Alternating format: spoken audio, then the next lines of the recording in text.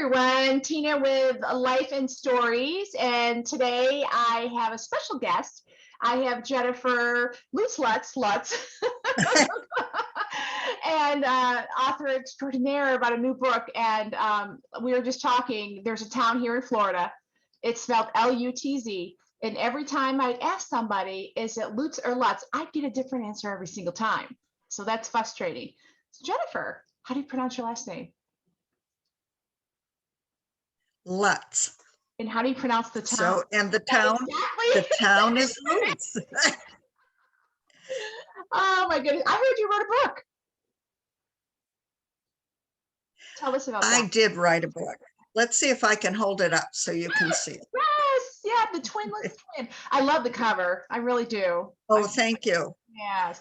So tell me about how you went about to have a book published. Love to hear it. Well, when I was just before I was 5 years old, my identical twin sister died. I'm sorry. Yes, it was it was a tragic accident, and I saw it. I was with her.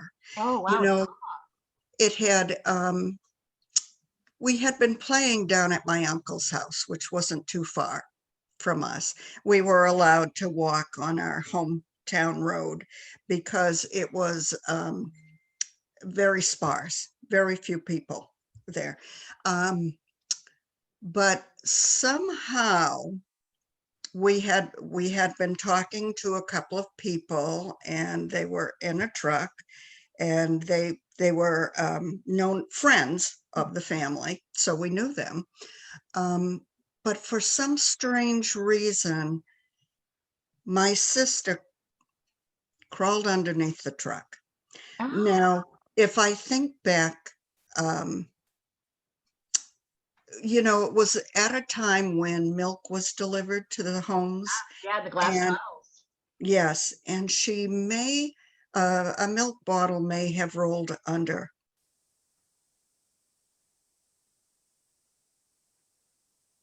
Her old brain says that I turned to the guys and said, "Don't move the truck because Georgia is under the tire." But that could have come later. Anyways, the truck moved. She was hit. And while they rushed her off to the hospital, I ran up the driveway to tell my grandmother what had happened. And my parents were working, and my gram went through all the motions that she had to do. And she was holding me and carrying me around the kitchen and crying, of course. And I was patting her on the back and saying, "Everything's going to be okay, Grammy. I will take care of everything." And so you wonder, first of all, where do those "I will take care of everything," where did that come from? Yeah. Now, I buried these feelings for a long time. I went into a fog right after I said that to my gram. And for 4 years of my life, I went through the motion of living, but I wasn't really there. I cannot remember holidays. I cannot remember my birthday or what we did as children. But I do remember 4 years later, at 9 years old, coming out of this fog and knowing right away that Georgia was not dead. She was over there someplace. Yeah. I knew right away that all was well with the world. Oh. And I felt the presence of 2 angels holding me up, one on either side of me. And those angels stayed with me till I was about 13. They slowly faded away. So I was perhaps strong enough as I came out of this fog to survive on my own again. Wow, especially in teenage years. Everything stayed buried. I mean, the family talked a little bit about it, but Just a little not, bit? well, yeah, that I remember. Now, remember, it was a very foggy time for me, Did but you ever go back and ask though? Like, did you ever ask or explore that? I, what I did is I came out of this fog and right away I started asking questions. Well, what happens when you die? You know, Oh, where do we go? okay. Um, uh, do we come back here?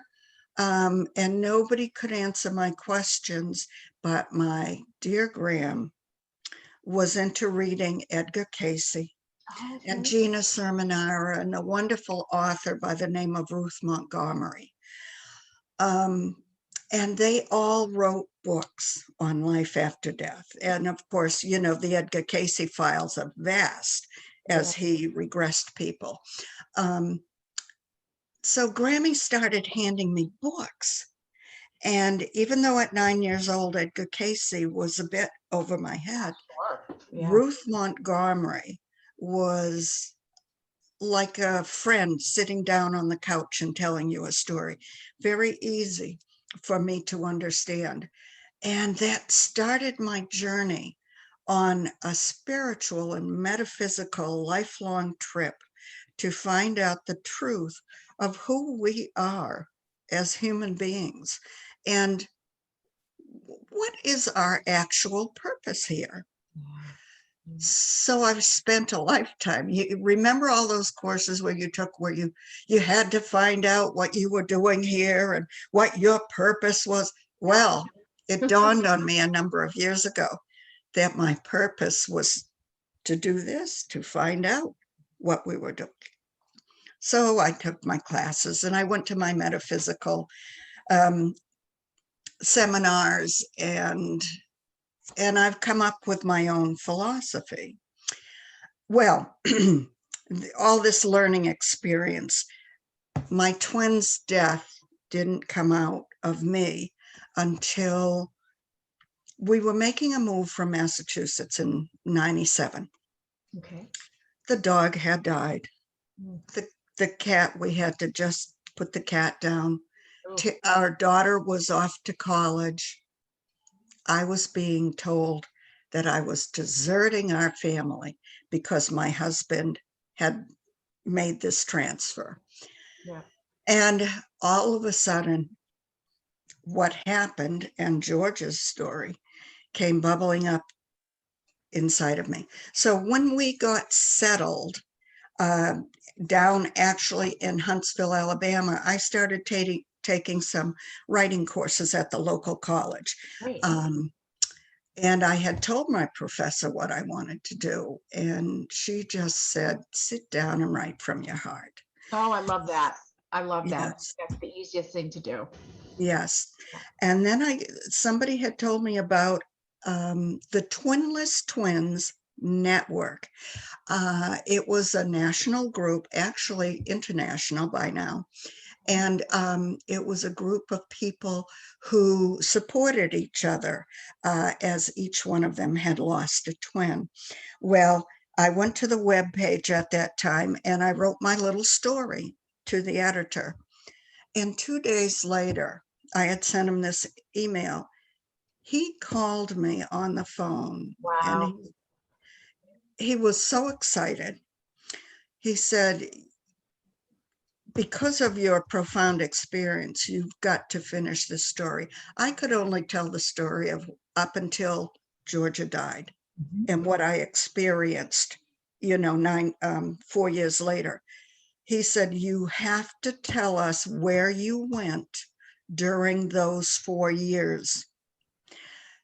And he said, he again also said, just sit down and let it pour out of you. And so this is a magical story of two little girls who are taken to heaven by two very special angels. I love it. I'm getting my copy tomorrow, by the way. I can't wait. I know me, I've got to have a hard copy in my hand. Yes, yes. And I'm very happy that I did it. Now, this story, you must know that it was written back in 2000. It came out of me, but I couldn't find anybody to illustrate it. And it was important to me that I had some pictures that showed what I was feeling. Let's see if you Oh can, yeah. you Yeah. know, Yep. that, So that's you, your grandmother's holding you, the angels are taking Georgie away. yeah, Georgia Oh, is sitting there and she is saying, come with me, yeah. come with me. Well, sure, because So I was allowed to see where her new home would be and what our purpose here on earth. oh, So I love it. it's a tiny book, but it's got a powerful message of life. You always hear now. I knew some twins back in New York, and one died tragically at 16, was hit by a car. And I always wondered, how you always hear that when one twin, passes away, there's such a strong bond. But in the flip side, sometimes the living twin survives such a grief and anguish above and beyond when we lose, anybody else in our life, because we spend the first 9 months together, in Mhm. and there's a lot to say about that extra special bond, of being developed together with our Yes. DNA together. Yeah. It has always felt like half of me died with her. Sure. Half of me was taken away. And even those twins who are, one twin is stillborn, Yes. or they have to, something happens in the womb and Mhm. the mother has to carry both Yeah. until they can be born. That also has a profound effect on those that are left, that even though from the beginning they were brought up, separately, that twin bond had been there in the womb. And very. And yes, I have read stories about that. Yeah. Yes. So do you think, so thinking about your own trauma and your own loss, whenever you have had a loss throughout your life, do you think that perhaps it affected you greatly? Oh, You had yes. this loss that you weren't able to really put closure to it because it's your twin. Yes. I have always grieved for others, Mhm. who have passed. And I seem to grieve a long time. And I'm sure that is part of the effect about not really having closure with my twin. Um, I could not, I had a long walk to school, to the bus, Oh, you okay. know, so it was almost a mile to even catch the bus from where we lived. And I couldn't go by a dead animal on the road without having to step way away from it. And of course, later on, as I got into my teenage years, I started understanding why I was doing this. And I started saying a prayer. And now, we're driving across country. Every animal that I have to say a prayer for, it's just ingrained in me. But yes, it's, I really feel putting this story on paper helped my grief. Oh, But every so often it comes over me, okay. and something will trigger something inside of me and I will cry. Um, but it's okay because I can get over it faster and I understand it now. Yeah, So, good. Yeah, well, it's going to be a lifelong loss. I know people in my life that have lost a loved one, lifelong relationships. And the thing I always say is never feel guilty that you're still grieving. You yes, may grieve the rest of your life, and that's your right.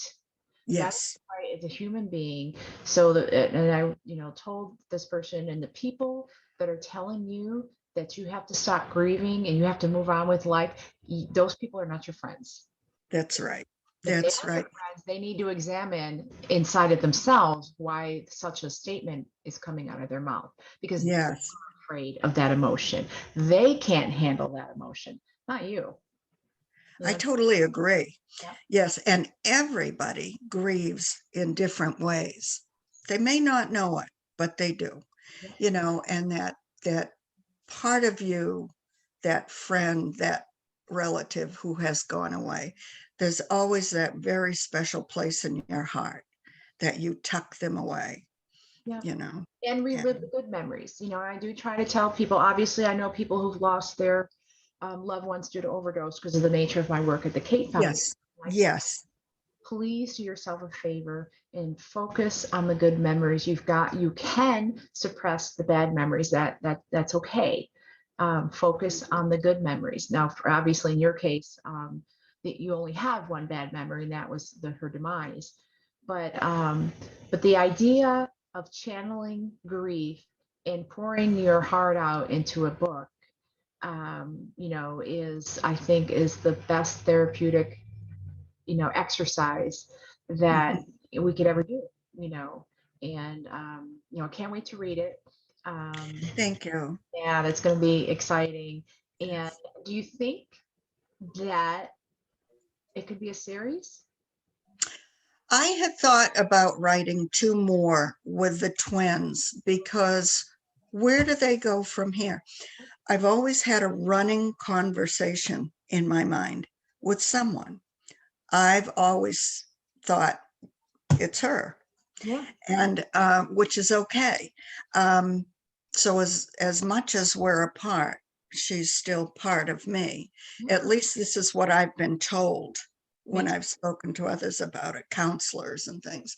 Um, but there could very well be two more stories about the workings of the earth and our job now. What is our job now? And to be eco-friendly, to pick up and to help the world and to be more loving, and everything that's happening right now,